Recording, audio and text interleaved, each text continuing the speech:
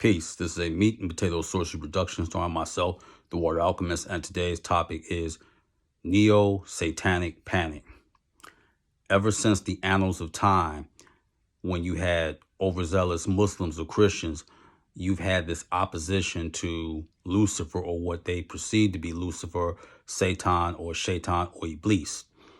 And with the formulation of the Church of Satan, created by Anton LaVey in 1966, when the 70s got here and the church started waning because people were defecting, and this would lead to the creation of the Temple of Set, you saw how people were afraid of that, and they created a response. And this was the Satanic Panic.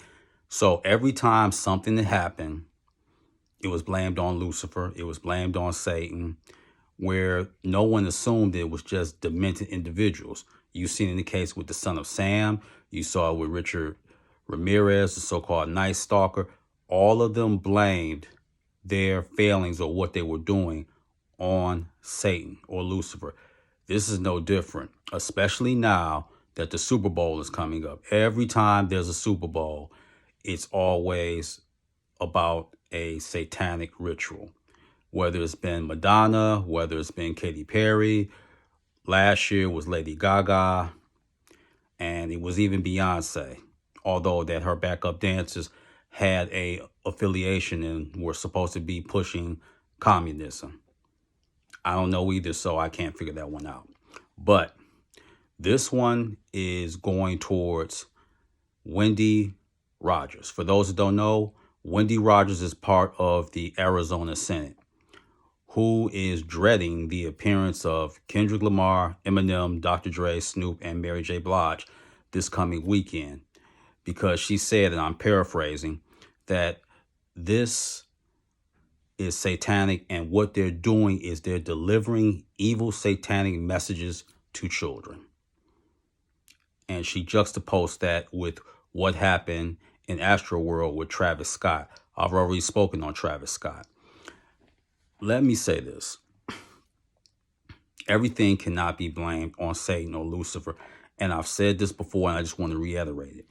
Every time something happens, you can't blame it on a particular deity or God. You cannot do that.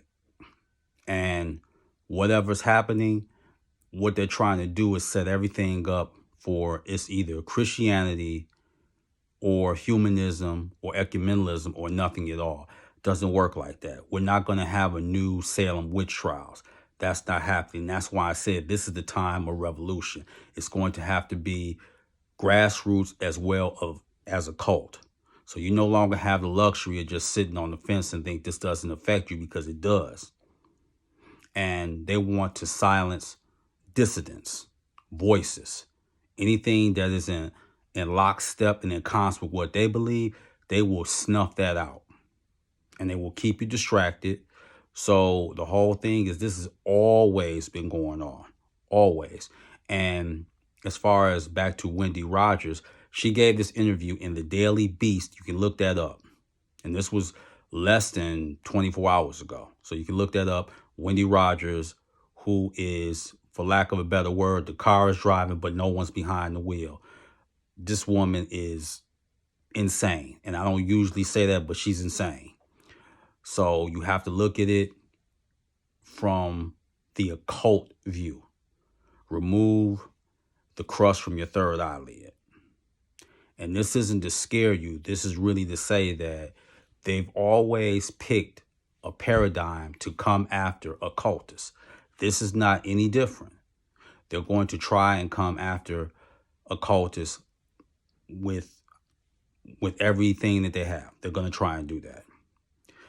And you can look at what happened in the cases of even when Hitler started to rise to power. Now, Hitler practiced the occult, but he didn't want rivals. So that meant that Rudolf Steiner's school had to be stamped out.